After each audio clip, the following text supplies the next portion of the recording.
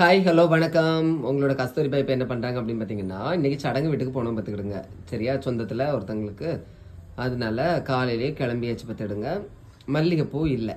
அதனால என்ன பண்ணாங்க, எங்கள் அண்ணன் வீட்டில் கொஞ்சம் அடுக்கு முல்லை கடந்து பார்த்துக்கோங்க.